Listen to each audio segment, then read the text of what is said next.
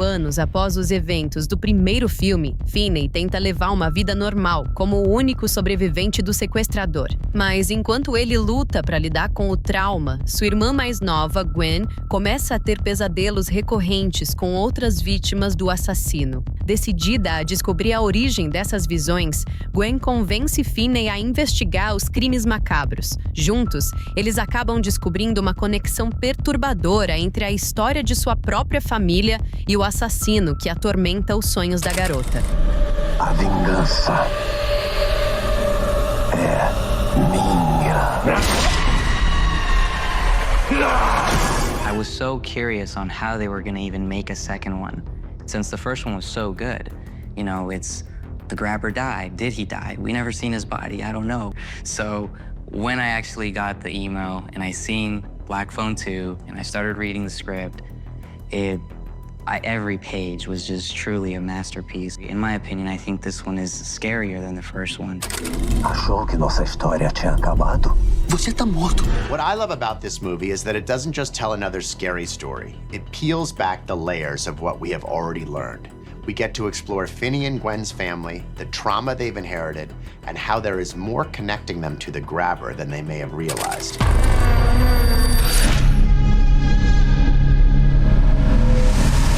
You know, we're with these two kids who life isn't perfect and life isn't great and they're struggling. And now the phone rings and it is the grabber calling from hell. You got a Freddy Krueger type, you know, back from the dead, vengeful ghost in a mask. And what Ethan brings to that trope is eloquence and intelligence. I'm back, baby. I'm back. You know, ferocity of language that is not something a lot of actors could pull off. Achou que nossa história tinha acabado? Você tá morto. Você melhor do que ninguém. Sabe que morto é só uma palavra. He's become even more monstrous. We've amplified everything that was awful about the grabber, and now this is who the grabber is as a supernatural creature, and he's a truly terrifying beast of nothing but rage and sadism.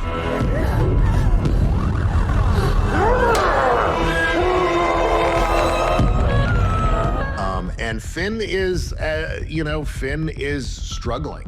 He went through such a terrible experience. As much as it was a coming-of-age story in the first movie, as time has worn on, it's really messed with him. He came through it all right. He came through it strong. He, killed the grabber. But now that weighs on him, and it weighs on him every night, and he's haunted by the grabber. And he sees him everywhere he goes, and he's trying to numb himself to that with substance abuse. And so meeting Finn, I was very interested in how he would be processing what had happened to him still.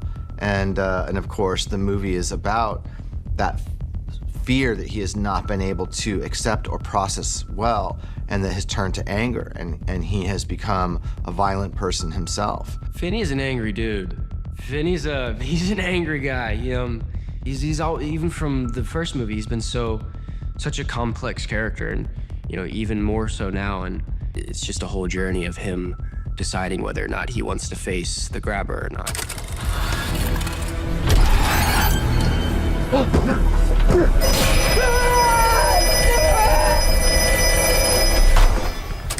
But, Finney, after the first movie, has so much built up anger, and, even with his dad and everybody, he doesn't, he's not the same. There's not that lighthearted, innocent kid anymore.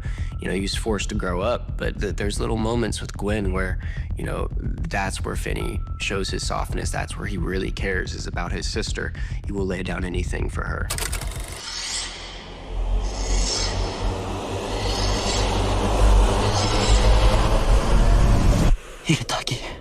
And getting to see Maddie back as Gwen is so cool.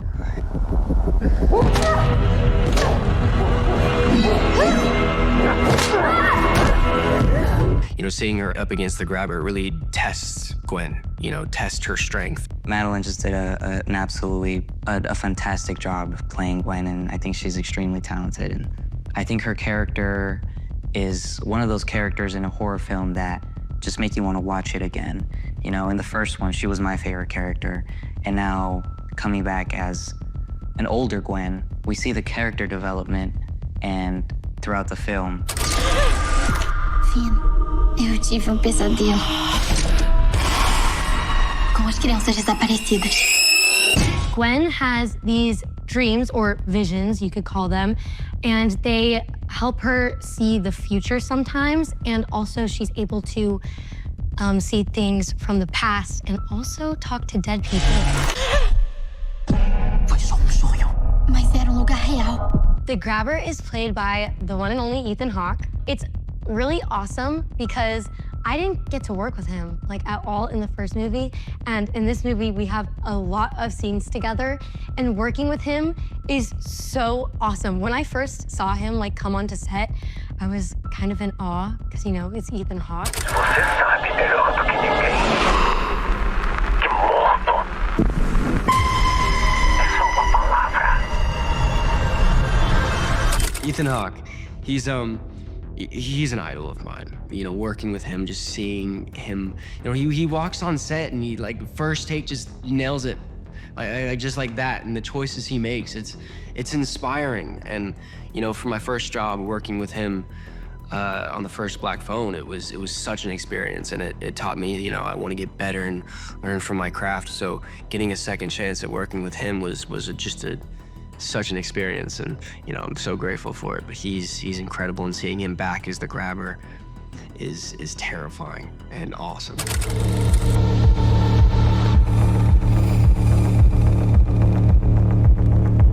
I think Scott elevates his own bar. It was already high on the first film. If you think about a second part of Black Phone 1, it's what would you do? Where are you gonna take it? And I think it's phenomenal what he did, how he created this entirely new world around the same characters. And of course, bringing new characters too. Thanks to that, I'm here.